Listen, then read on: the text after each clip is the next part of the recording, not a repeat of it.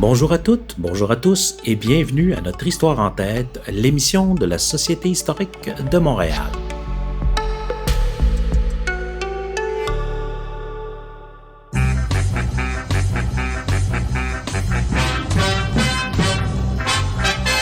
Un jour, quand tu viendras, nous t'en ferons voir de grands espaces.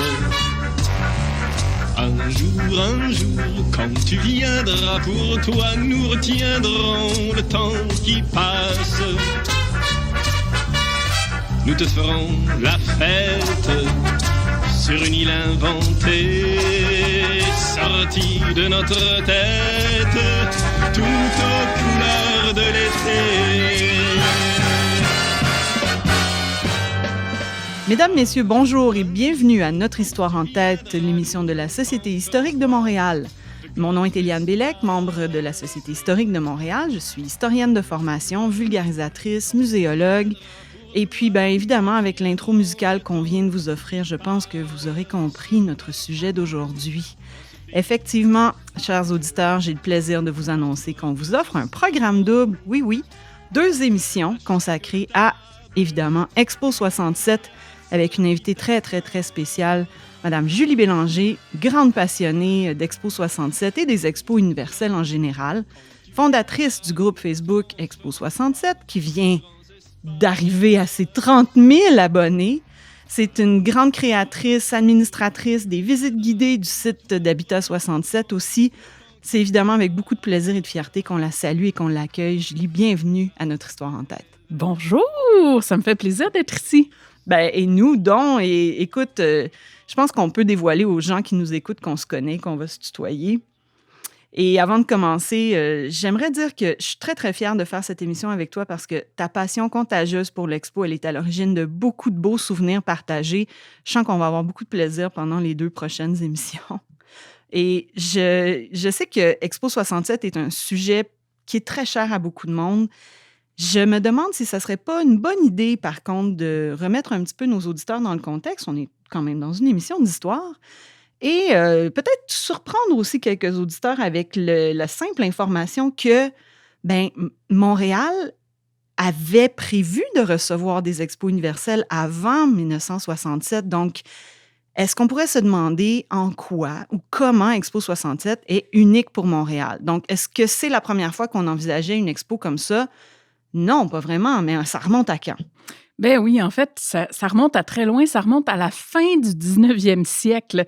Déjà à l'époque, l'équipe éditoriale de La Presse, entre autres, met de l'avant la proposition d'avoir une exposition universelle à Montréal sur l'île Sainte-Hélène originale, là, pas agrandie. La petite île Sainte-Hélène. La petite île Sainte-Hélène, exactement. Un truc un peu victorien, avec une espèce de palais des glaces et puis des structures vraiment très d'époque, là, disons. Là. Oui, c'est belle époque, très si belle je me époque, trompe absolument. pas. Ben, c'est victorien aussi, mais je Oui. pense qu'il y a un dessin dans la presse de ça. Oui, vraiment, la presse, des fois, on dit que certains médias poussent certaines idées. C'est pas nouveau. À la fin du 19e siècle, l'équipe éditoriale de La Presse va vraiment pousser cette idée-là. Ah oui, ils vont demander à leurs illustrateurs de faire des croquis. Ils vont publier des croquis. Donc, il existe des visuels de ce que La Presse, c'est pas une proposition officielle, il n'y a pas de comité vraiment, mais La Presse a vraiment envie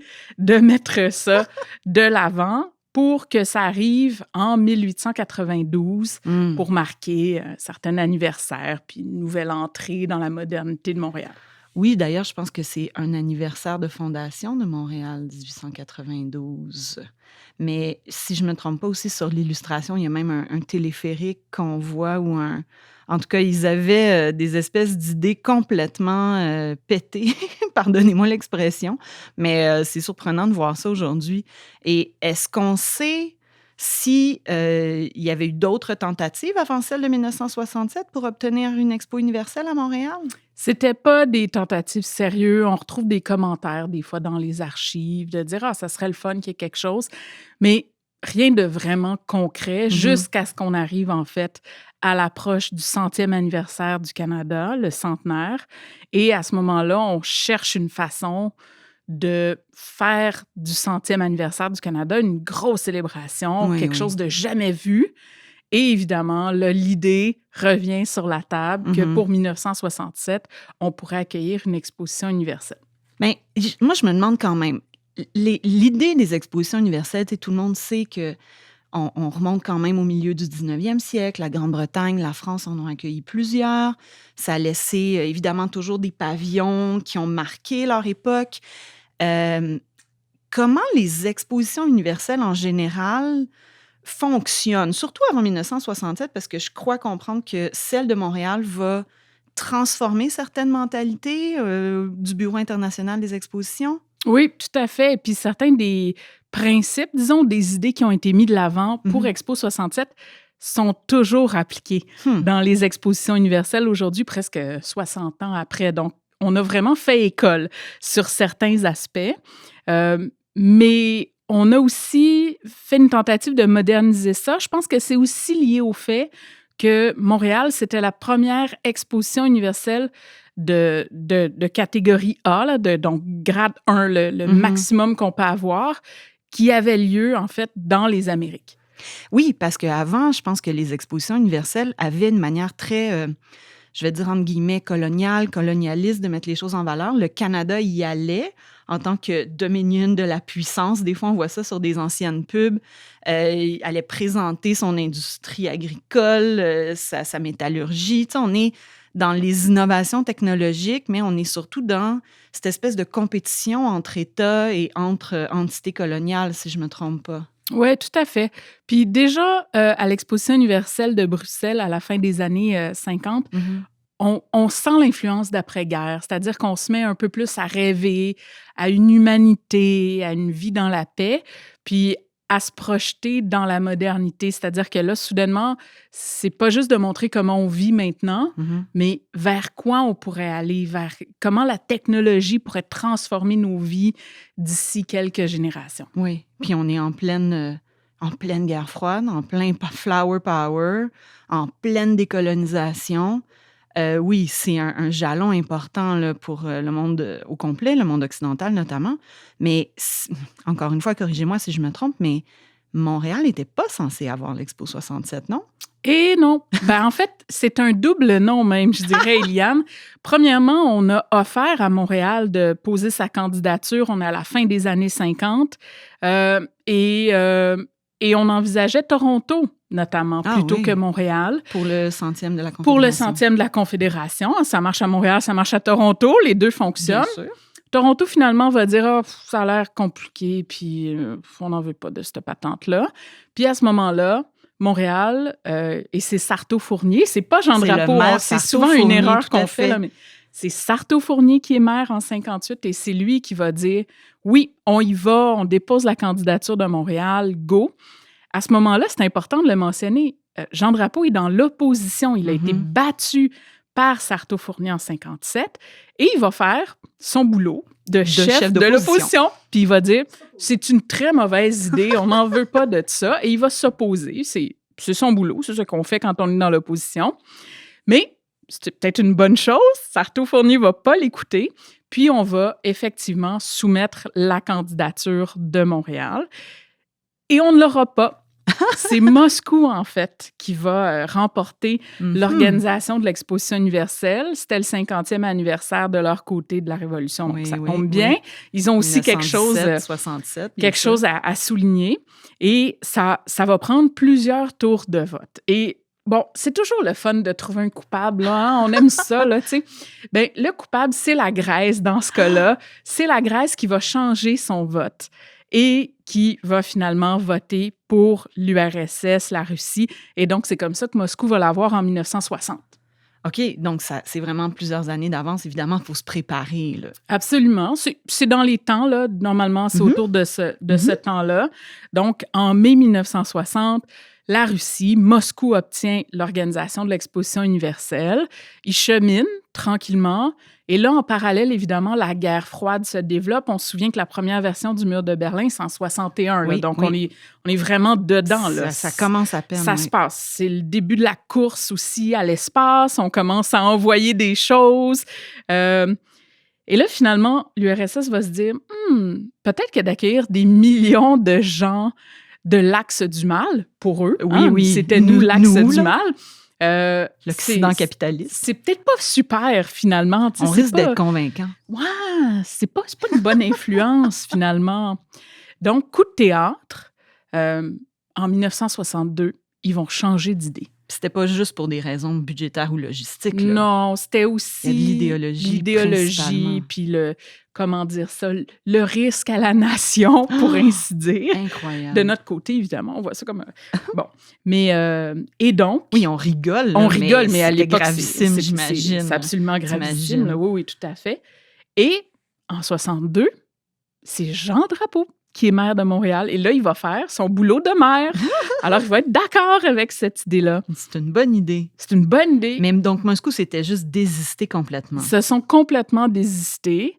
Et là, il va avoir l'air d'être le sauveur, en fait, parce que aussitôt qu'il va apprendre que Moscou est sur le point de se désister, il va mettre le dossier de Montréal dans un avion, envoyer ça en Europe au Bureau international des expositions. Et là, à peu près la même journée où Moscou se désiste, tombe sur le bureau des dirigeants du Bureau international des expositions la candidature de Montréal avec un mot de Jean Drapeau qui dit « Hey, bonjour, nous, en tout cas, nous, on est prêts. » Ça nous intéresse. Ça nous intéresse. Mais c'est quand même spectaculaire parce que on a expliqué que M. Drapeau avait été d'abord contre le projet présenté par Sarto-Fournier, que même le Canada avait présenté plutôt la candidature de Toronto.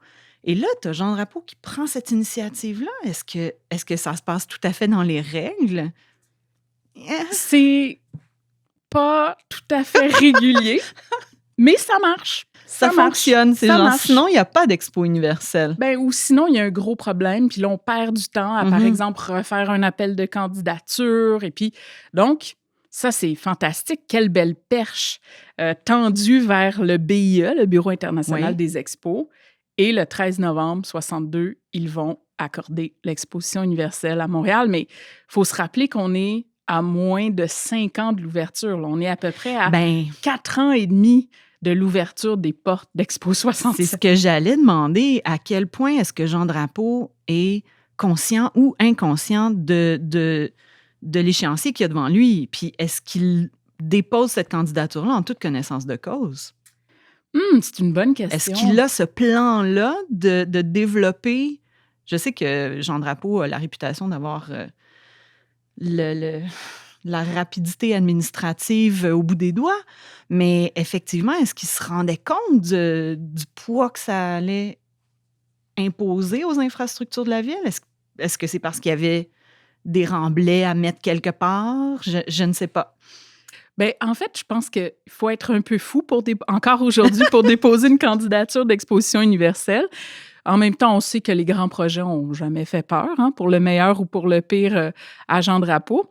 Donc, il s'est un peu lancé là-dedans, tête première, puis advienne que pourra. Fait que voilà. Donc, à la surprise générale, sauf celle de Jean Drapeau, Montréal obtient l'expo. Oui. Pour 1967, sans délai. Donc là, on est en novembre 62. On pourrait reparler de la réaction des médias montréalais, comme ça a dû être un peu surprenant. Est-ce qu'on va avoir le temps, M. Drapeau? Surprenant, mais content, en fait. Les gens se disaient, il va se passer quelque chose. Un grand projet. Un grand projet. Il n'y en a jamais eu en Amérique, mon Dieu. C'est quelque chose. C'est quand même... Moi, je trouve ça fou, parce que Montréal est à l'époque où il est en train de perdre un peu son statut de métropole, mais il y a tellement des anniversaires importants qui s'en viennent. On est en révolution tranquille qui commence à se mettre en place aussi. C'est fou, cette ébullition-là.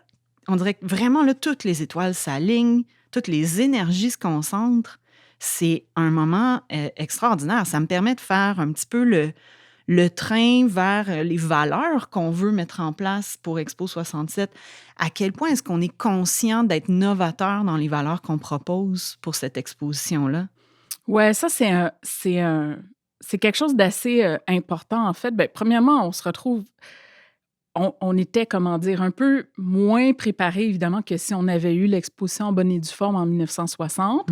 Donc, on doit bouger rapidement. Il faut trouver un site. Où est-ce qu'on fait ça? Qu'est-ce qu'on fait? Qui fait ça?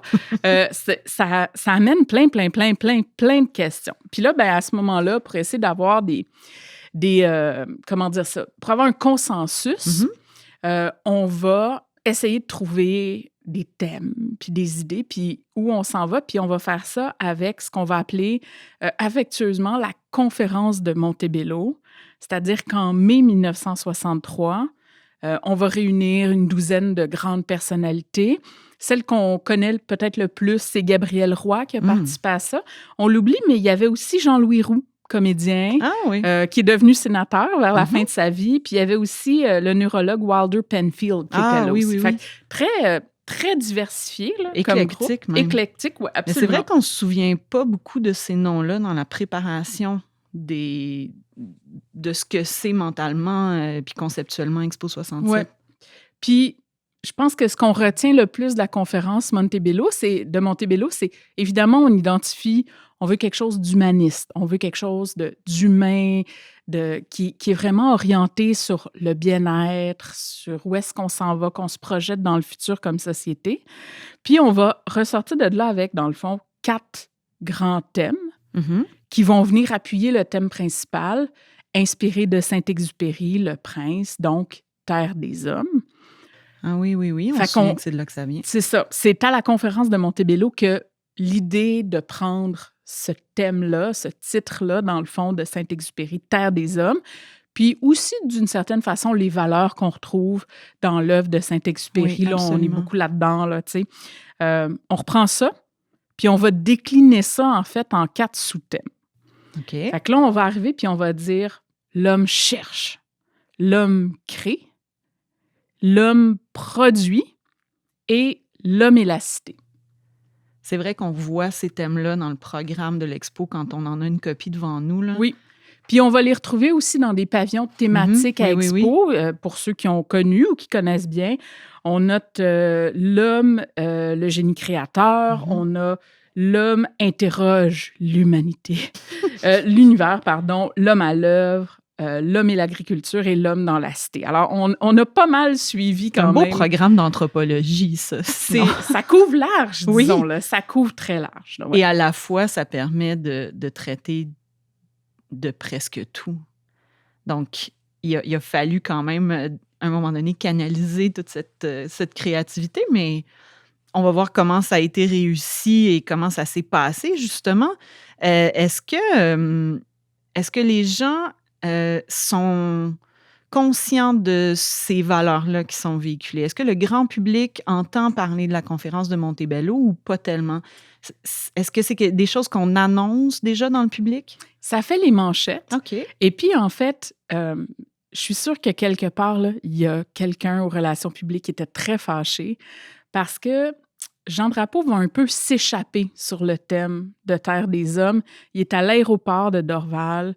Il s'envole pour l'Europe pour aller au Bureau international des expositions pour une rencontre, une réunion de travail. Et là, juste avant d'embarquer dans l'avion, il va dire « Hey, en passant, Terre des hommes, bye! » Puis là, il s'en va. Donc les médias vont évidemment s'intéresser à ça. Ça va s'appeler Terre des hommes. Ça va s'appeler Terre des hommes. Il lance ça comme ça, puis après ça, il disparaît dans le ciel. Mais bon, donc...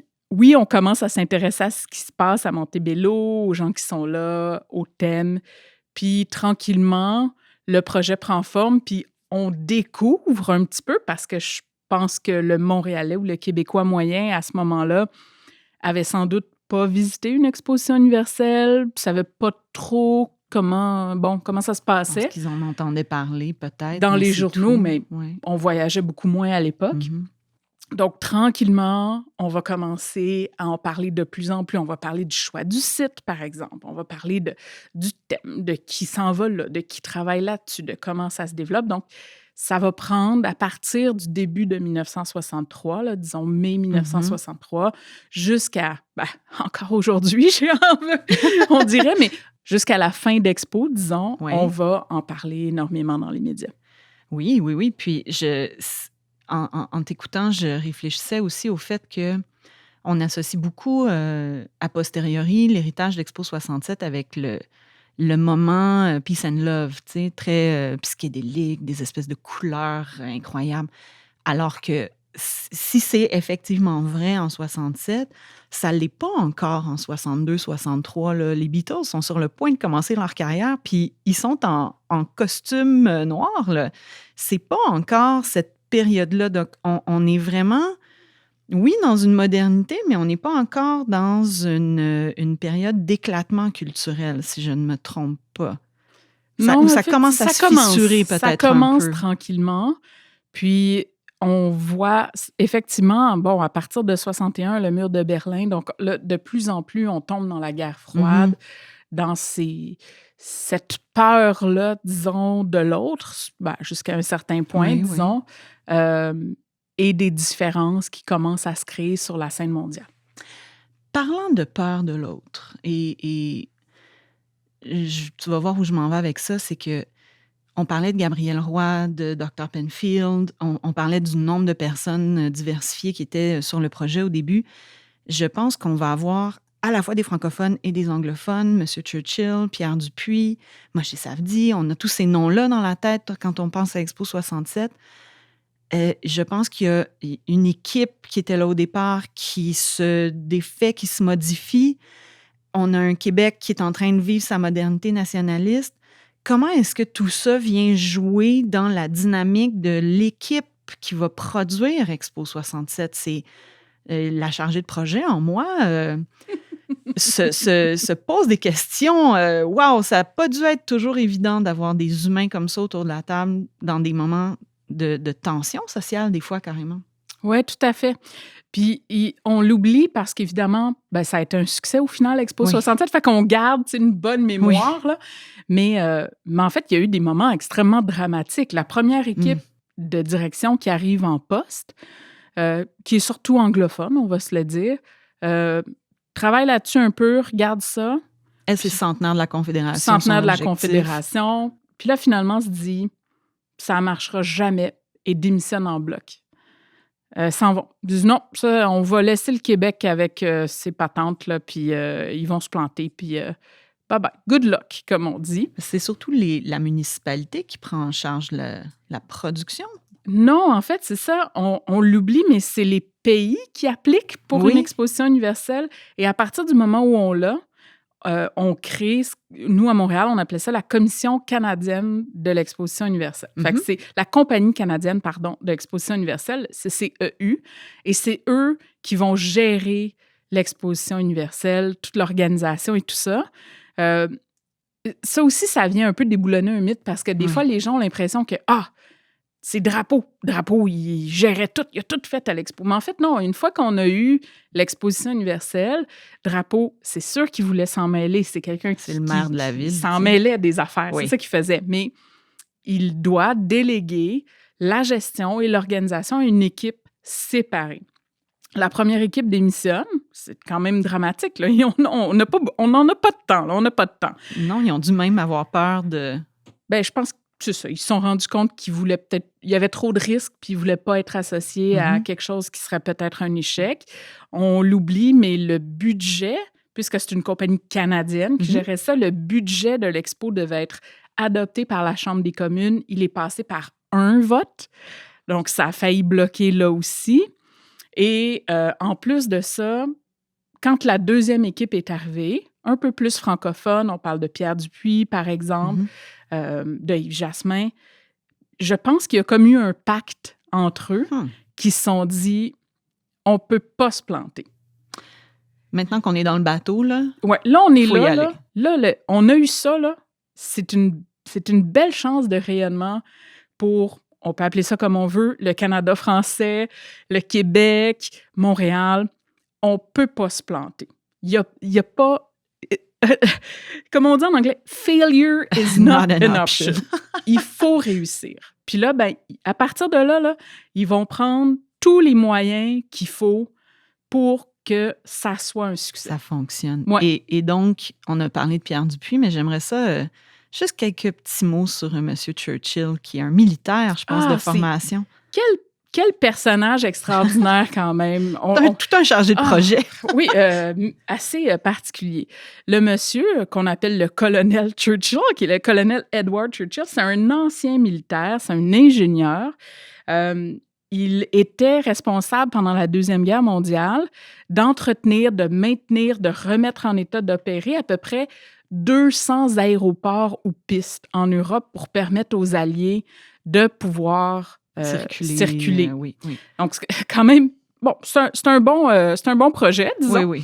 Et puis, quand il est revenu, on l'a mis en charge de la construction du système DEW dans l'Arctique canadien, là, donc le système de détection avancé, rapide là, à distance pour protéger le Grand Nord canadien. Ça aussi, c'est quand même un beau projet dans des conditions, disons, pas faciles. Oui, il y a la pression.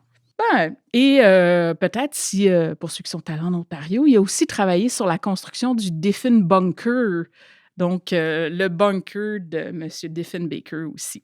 Ancien premier ministre. Ancien premier ministre du Canada. OK. Donc, il en a fait pas mal, là, tu sais. C'est une bonne personne à avoir dans l'équipe parce qu'on se dit, s'il était capable de gérer ça, là, lui, 4 ans et demi, ça ne fera pas peur. Là. Puis là, un projet civil, culturel, c'est complètement différent de ce à quoi il est habitué. Oui. Et là, il va faire quelque chose de bien particulier. Il va prendre ses compétences militaires, notamment en cheminement critique, ce qu'on utilisait pendant la Deuxième Guerre mondiale. Puis il va se dire, on va opérer ça, Expo 67, là, exactement comme des opérations militaires, puis on va appliquer le principe du cheminement critique pour gérer l'ensemble de la construction du site. Pour les gens qui s'interrogent, le cheminement critique, c'est disons, pour une étape d'un projet, c'est de combien de jours tu as besoin au minimum pour que ça puisse se produire dans les temps et à partir de quel moment est-ce que ça devient comme dangereux de ne plus y arriver, en fait. C'est ça le cheminement critique. Et donc, Churchill serait peut-être un des premiers à appliquer ça à un projet civil culturel. Oui. Peut-être pas dans les premiers, mais en tout cas, c'est novateur pour son époque. C'est très, très novateur, en fait. Puis, pour un projet civil de cette ampleur-là, c'est effectivement, à ce qu'on comprend, là, la première fois que ça a été appliqué de façon aussi, permettez-moi le mauvais jeu de mots, mais militaire. Bien, parlons-en, parce que là, on est en 1962, 63, j'imagine, et on a un site à aménager. Là, on sait à peu près où on va installer l'expo. Tu pourras nous en donner quelques détails si tu veux.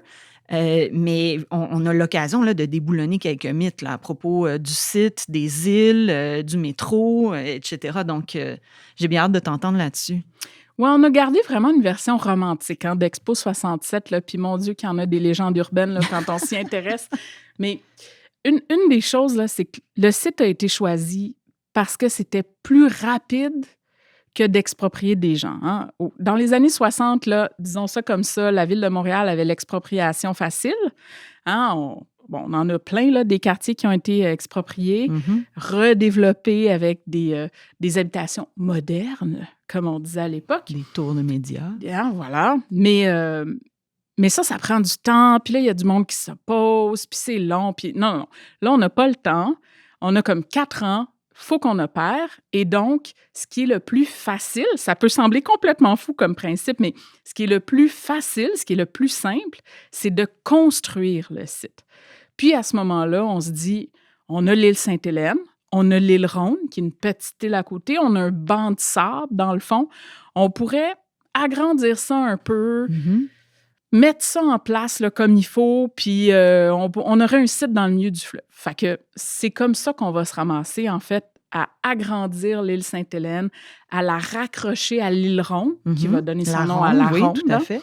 Et à transformer notre banc de sable avec beaucoup, beaucoup d'oiseaux migrateurs en l'île Notre-Dame, qui, dans le fond, a été créée de toutes pièces. Oui, mais qui est un haut fond qui était déjà là. Exactement. De toute façon, on ne s'appuie pas sur rien. Puis, est-ce que la légende du Remblai qui vient du tunnel Louis-Hippolyte Lafontaine, est-ce qu'on est là? Pas du tout. C'est une légende. C'est une ça légende. Vient pas du métro. Vous l'avez ça vient entendu, pas du mesdames tunnel, et messieurs. Ça vient pas... En fait, la raison, encore là, est très, très pragmatique. Là. C'est que c'est plus rapide de prendre la terre qui est sur le site ou encore de draguer la voie du Saint-Laurent. Donc, on prend, par exemple, l'île Ronde, on va l'étendre, on va vraiment tasser la terre de l'île Ronde. Puis, grosso modo, aujourd'hui, si vous regardez des photos, l'île Ronde originale, c'est le lac des Dauphins à la Ronde. Fait qu'on a juste vraiment déplacé la terre pour faire un contour, dans le fond, agrandir les îles. Et puis, à ce moment-là, on va draguer la voie du Saint-Laurent aussi. La terre du métro, c'est moins de 10 %. C'est presque rien. Puis la raison est simple. À ce moment-là, on a vraiment juste un pont. On a juste le pont Jacques-Cartier qui rejoint. Le pont de la Concorde n'existe pas. Imaginez le temps que ça prendrait. On avait des camions qui venaient porter de la terre 24 heures sur 24, comme ça, avec la ligne sur le pont. Ça n'aurait pas marché. Ça aurait pris beaucoup, beaucoup trop de temps. Alors, c'était plus rapide de prendre ce qu'il y avait sur le site puis de redistribuer ça, de réorganiser ça. Même chose pour la terre du tunnel Louis-Hippolyte Lafontaine était déjà rendue ailleurs, si je comprends bien. Exactement, on l'a mis ailleurs aussi. Mais partir du tunnel, ramener ça sur le site, aïe, aïe, aïe, quelle logistique, là, on avait déjà assez d'enjeux, là. Je pense qu'on essayait de limiter les défis supplémentaires non nécessaires, effectivement. Mais ceci dit, c'est vrai que le métro était déjà là, déjà inauguré pour l'essentiel de la ligne orange, une grosse partie de la ligne verte aussi. Mais il y a effectivement la ligne jaune qui est faite expressément pour Expo 67. Oui, absolument. Ça, c'est un autre beau mythe, là, une légende urbaine. Là. Ah, Expo nous a donné le métro. Non, non, non. Le métro, il était déjà prévu, il était déjà en construction. Là. On l'aurait eu... C'est un projet séparé. On l'aurait eu même sans Expo 67. Ce qu'on a eu de plus, évidemment, c'est la ligne jaune, la station Île-Sainte-Hélène. Sur certains plans d'Expo 67, on a même 2 stations. On a la station Île-Sainte-Hélène, qui aujourd'hui est le parc Jean-Drapeau, et on a une station Île-Notre-Dame aussi. Finalement, c'est pas ça l'option qui a été retenue, mais ça, oui, effectivement, on a accéléré cette partie-là, mais le métro aurait existé, peu importe, même si on n'avait pas eu l'exposition. Il existait déjà dans les faits, en construction au moment de l'obtention de l'expo, effectivement, en 62. Ça me permet de faire un petit pont vers... tu vois, j'ai de la suite dans les idées, vers le système de transport qui est aménagé pour Expo 67. Il y a des choses quand même spectaculaires qu'on ne reverra plus, malheureusement. Je pense aux balades, le mini-rail, l'Expo Express, les fameux canaux dont certains se souviennent. Est-ce que ça a été partie de l'aménagement? Comment ça a été conçu? Oui, bien, en fait, c'est intéressant parce que je pense, en toute humilité, qu'un politicien nous arriverait avec cette idée-là aujourd'hui. Il y aurait encore de l'opposition.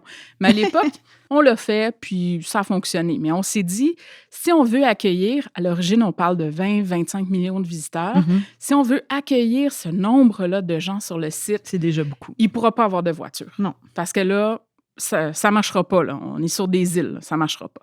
Donc, on se dit, parfait, on va faire des stationnements en périphérie du site. Et à partir de là, on va forcer les gens à prendre les transports en commun.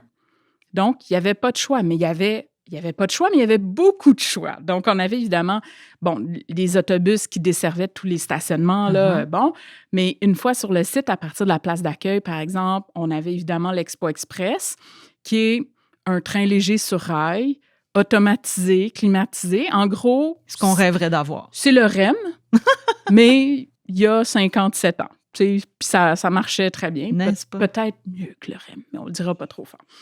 Mais on avait donc l'Expo Express, on avait un système de mini-rail, donc des trains en hauteur qui circulaient sur l'ensemble du site.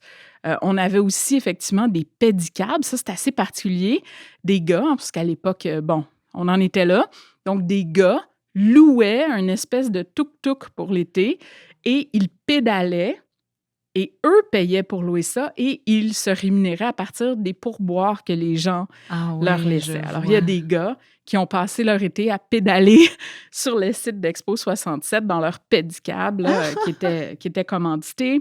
On a la balade, évidemment, sur roues qui se promène. C'est le 100e anniversaire des bateaux-mouches à Paris. Donc, on va mettre ce que nous, on va appeler des vaporettos, mais en gros, c'est des bateaux-mouches là, qui se promènent dans les canaux. On a même un aéroglisseur qui fait la navette à travers tout le site et puis qui permet comme ça là, de s'organiser pour se déplacer. Incroyable. Bien, je pense que c'est peut-être le temps de prendre une petite pause musicale qui va nous inspirer qu'il n'y a aucune montagne insurmontable, justement.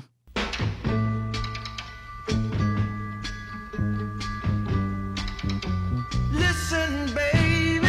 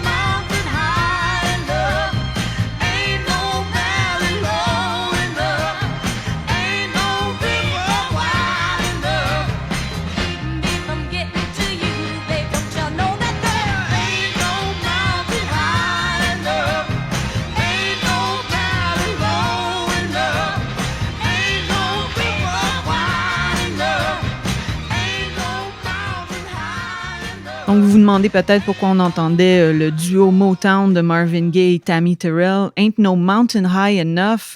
Non seulement ça correspond bien aux défis qui attendaient notre équipe d'Expo 67, mais en plus, Julie, tu nous racontes une petite anecdote à propos de cette chanson qui a un lien direct avec le site d'Expo 67. Eh bien oui, il y avait plein d'artistes, évidemment, à Expo. Il y avait plein de spectacles aussi. Il y avait des enregistrements de télé. Même la télé américaine là, est venue enregistrer certains spectacles. Là. Vraiment, c'était très couru, disons. Et ces artistes-là sont sur le site et on décide comme ça d'enregistrer un vidéoclip bien avant l'invention de Musique Plus. Mais on décide d'enregistrer un vidéoclip pour Ain't No Mountain High Enough. Sauf que cette journée-là, à Expo, il pleut. Alors là, on se dit, qu'est-ce qu'on fait avec ça? Solution facile, les cabines téléphoniques ont des coupoles en acrylique. Alors, on a les deux artistes qui chantent sans jamais bouger parce qu'ils sont en dessous du dôme d'une cabine téléphonique. Alors, eux, ils sont qui est corrects. Qui est transparente. C'est super cute. C'est parfait, en fait. Oui. Mais quand on le regarde comme il faut, ce vidéoclip qui est sur YouTube, là, vous pouvez aller voir, ça se trouve trouver, très facilement. On se rend compte qu'en fait, il ne bouge pas parce qu'il pleut. Ça paraît un peu autour d'eux, mais en plus, je sais pas, ça ajoute à ce qui se passe dans la chanson. Je trouvais ça vraiment chouette qu'on puisse en parler. Et avant la pause musicale, on expliquait comment Montréal avait obtenu l'expo, créé un site. Donc là, on a cet endroit magnifique qui est prêt à recevoir des pavillons et des gens, mais comment est-ce qu'on installe justement les pavillons sur le site? Comment ça marche, le fait de décider qui va où et qui a quelle construction? Ouais, bien, en fait, c'est assez particulier. Le site va être remis, on va remettre les clés du site à la Compagnie canadienne de l'exposition universelle le 1er juillet 64. Donc là, on est à 2 ans et demi là, à peu près de l'ouverture. Là. Le temps presse, disons. Oui. Hein? Faites ça vite. La localisation des pavillons, c'est un incroyable exercice de diplomatie internationale. C'est-à-dire, qui on met à côté de qui? Est-ce que tout le monde va être d'accord? Et le plus bel exemple qu'on a à Montréal, en fait, c'est cette opposition-là entre les États-Unis et l'URSS. Qui sont là tous les deux. Qui sont là tous les deux. On est en pleine guerre froide, on est en course vers l'espace. L'URSS va mettre son pavillon. C'est quand même... c'est délicat, disons, comme situation. Très. Et c'est Pierre Dupuis, qui est le commissaire général, mais qui est aussi un ancien diplomate, alors la bonne personne pour négocier ce genre de truc-là, qui va aller voir un, revenir, aller voir l'autre. Et ce qu'on offre, c'est aux deux pays d'être face à face. Et là, évidemment, les deux vont dire non, il y a hors de question, pas face à face, non. Puis finalement, au final, après de nombreuses négociations, on va mettre les États-Unis sur une île, l'URSS sur une autre île, côte à côte, séparés par une passerelle qu'on va appeler la passerelle du cosmos pour illustrer la course vers l'espace. Oui. Mais il y a tout cet enjeu-là qui est très important. Et nous, évidemment, le Canada, comme pays, on a une histoire particulière. Alors, le Canada va avoir le plus gros terrain, c'est toujours comme ça. Autour du Canada... Le pays hôte a toujours... le plus grand terrain, le plus gros pavillon aussi, généralement. Autour du Canada, on va mettre nos provinces, nos territoires. On va les mettre, et j'utilise le terme parce que c'est comme ça que ça s'appelait, les Indiens du Canada. Oui, c'est vrai que c'est le nom officiel du pavillon. Et là, il y a un enchaînement bien particulier. On va mettre dans l'ordre, donc on a le Canada, c'est province, on va mettre le Québec, la France et la Grande-Bretagne après. Et ça, encore là, c'est un grand jeu de diplomatie pour s'assurer que tout le monde est satisfait de son positionnement sur le site. Tout le monde comprend aussi la raison pour laquelle on met cet le Québec exactement. À côté de la France, mais quand même proche du Canada. Écoute, quelle époque! Incroyable. Est-ce que, dans le fond, ça n'a pas créé trop de friction, si je comprends bien? Non, au final... La famille est là. Oui, la famille est là. Au final, ça a assez bien marché. Puis tout le monde était présent. Puis... Comme ça a été un grand succès, on cherchait plus d'excuses à la fin, fait que ça s'est bien passé. J'aimerais ça qu'on dise un petit mot aussi sur comment les pavillons s'installent. Qui fait construire? Est-ce que les pays font construire? Comment ils sont sélectionnés? Comment ils sont invités? Oui, il y a la diplomatie, mais il y a toute cette dynamique-là. Là. Il faut mettre des pavillons sur le site pour que les gens viennent visiter. Puis il y a les Ouais. pavillons thématiques aussi. On aura l'occasion d'en reparler, mais Oui, tout à fait. Puis ça aussi, c'est un jeu de diplomatie parce qu'évidemment, organiser un site d'exposition universelle, c'est un grand casse-tête.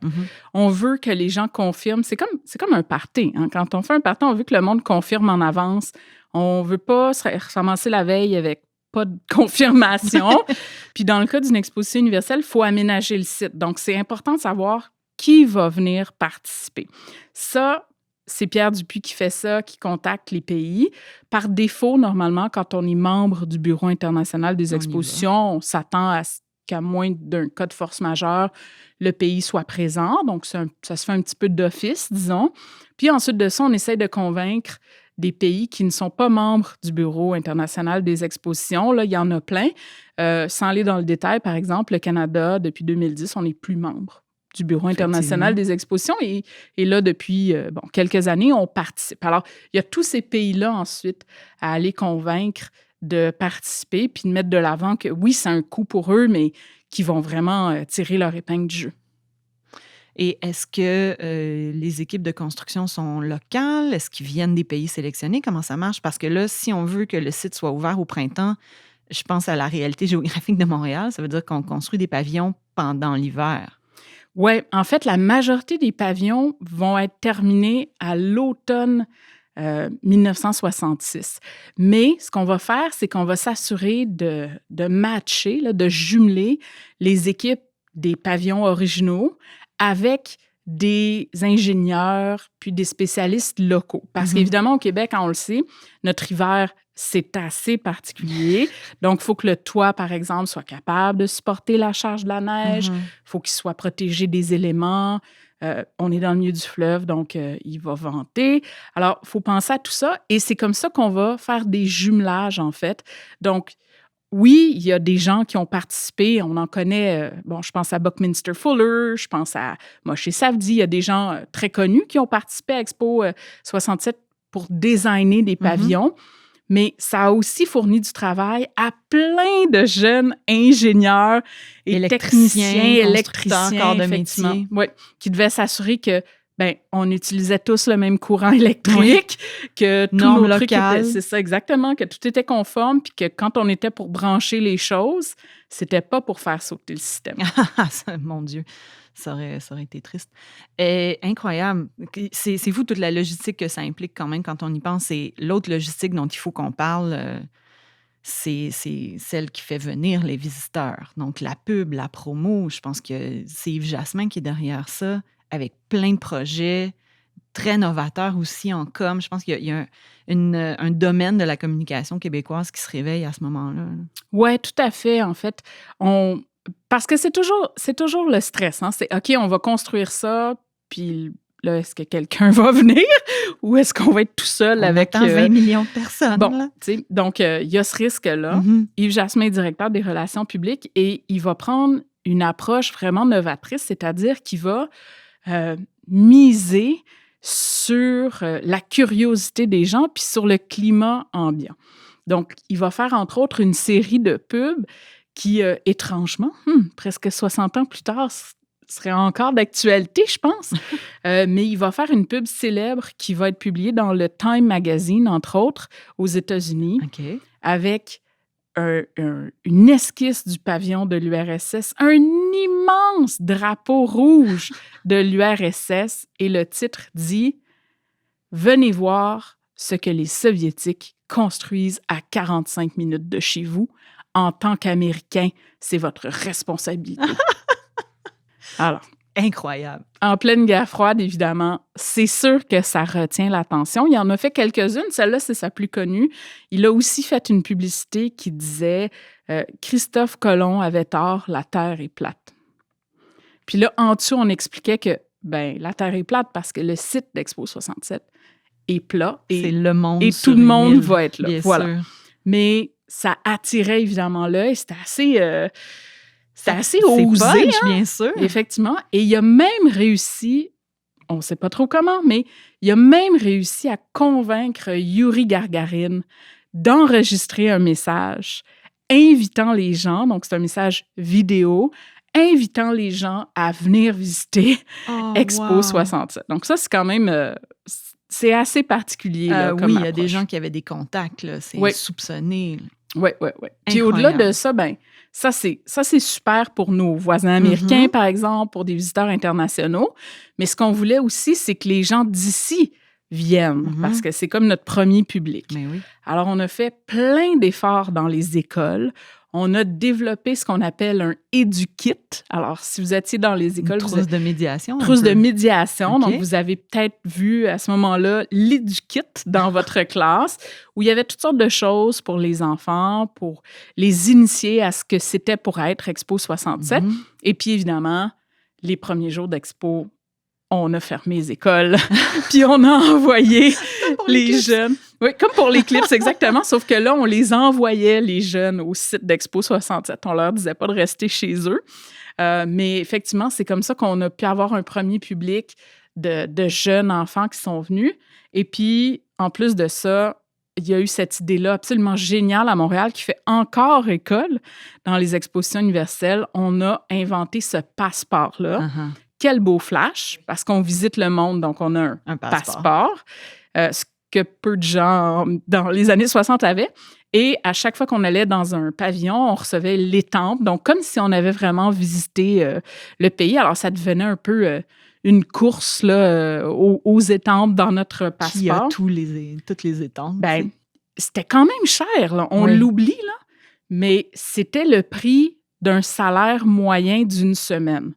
Alors, c'était quand même, si on a une grosse famille, là, l'accès au site. L'accès au site, là, c'était quand même important, mais on se disait, hey, t'as ça, là, puis tu viens autant de fois que tu veux dans l'été.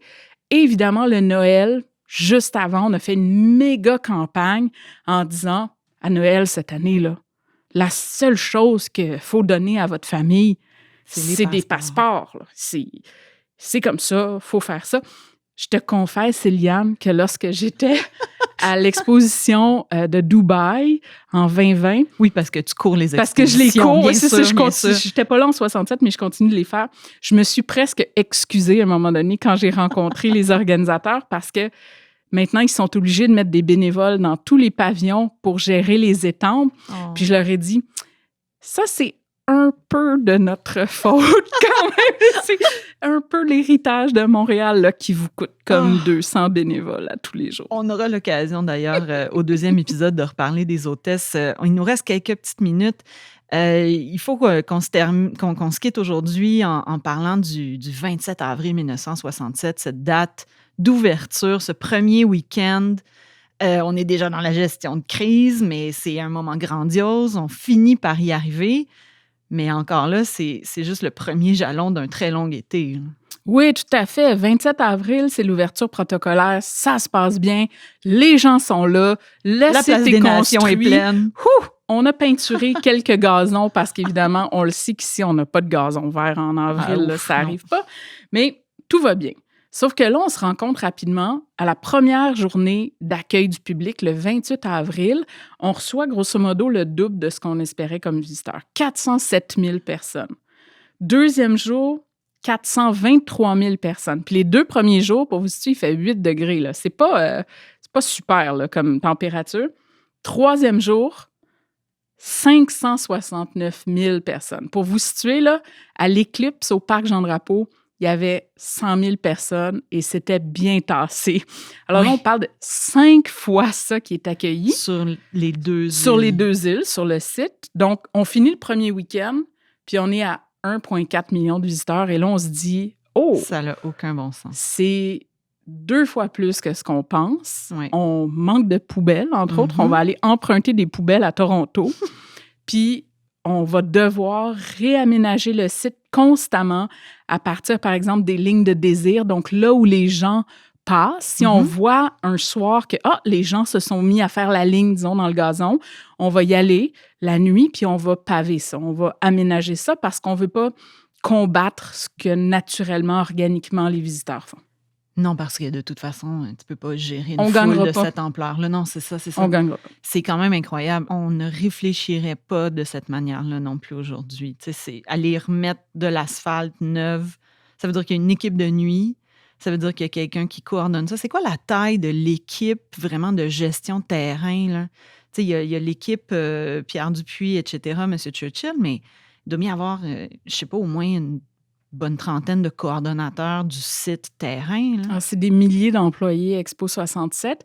Puis, c'est un site qui fonctionne 24 heures sur 24. C'est-à-dire que nous, on a l'impression que ça ferme le soir. Puis, mais non. En fait, L'entretien, quand le public part, l'équipe d'entretien arrive, puisque c'est un site où il n'y a pas de voiture. Fait que là, faut que les camions de poubelle se rendent, faut qu'on puisse nettoyer le site, qu'on puisse aussi l'alimenter, c'est-à-dire les boutiques souvenirs, le matériel, la bouffe, tout ça. Oui. Donc, c'est vraiment un site qui fonctionne 24 heures sur 24 pour réussir à rouler, surtout qu'on accueille, grosso modo, 2 fois plus de gens que ce à quoi on s'attendait. Ça a dû être un réveil, un lundi matin un peu raide.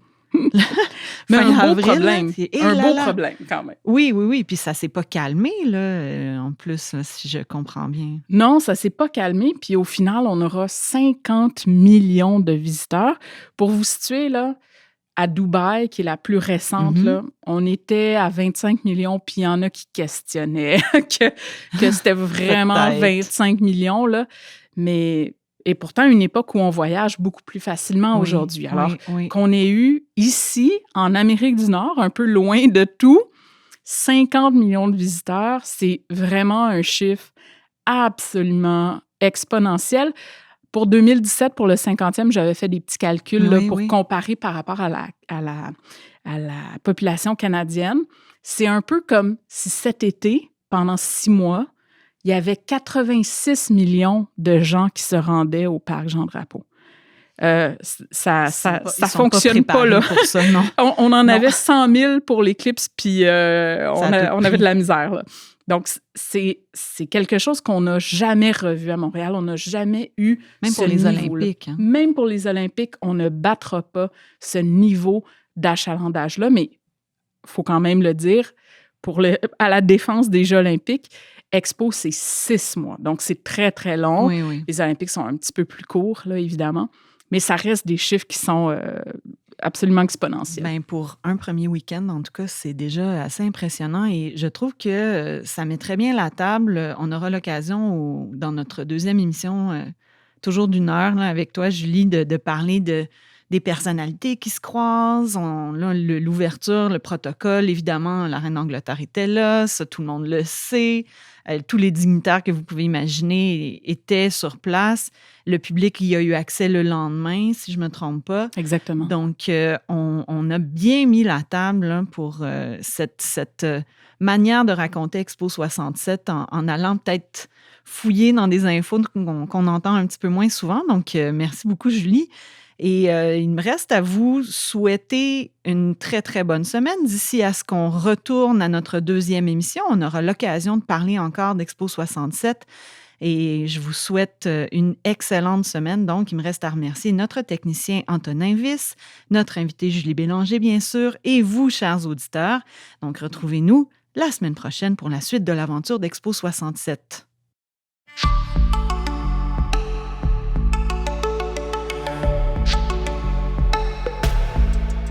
Nous en sommes maintenant à la fin de cette émission. Vous pourrez la retrouver sur le site de la Société historique de Montréal, à l'onglet Émissions de radio ou sur notre chaîne YouTube. Nous vous invitons, si ce n'est déjà fait, à devenir membre de la Société historique de Montréal, ce qui nous permet de produire ces émissions. Alors, merci de nous avoir écoutés et à la semaine prochaine.